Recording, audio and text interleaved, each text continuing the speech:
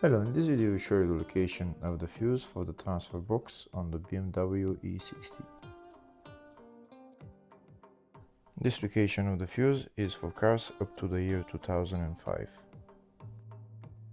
Before I show you the location of the fuses, first I'll show you the location of all the main fuse boxes on this BMW E60.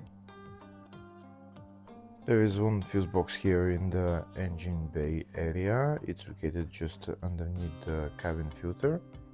You need to remove the cabin filter, you need to remove this plastic cover as well, and then you need to remove the fuse box cover, which is held by those bolts. This is the engine bay 1 fuse box. Next I'll show you the location of the fuse box in the fascia. This is the fascia fuse box, just in the glove box. You need to pull down the glove box. There's those two knobs that you need to turn, and that's the glove box fuse box right there. There's another main fuse box for this car, and it's located in the load area. You need to remove this panel, and that's the fuse box right there. That's the load area fuse box.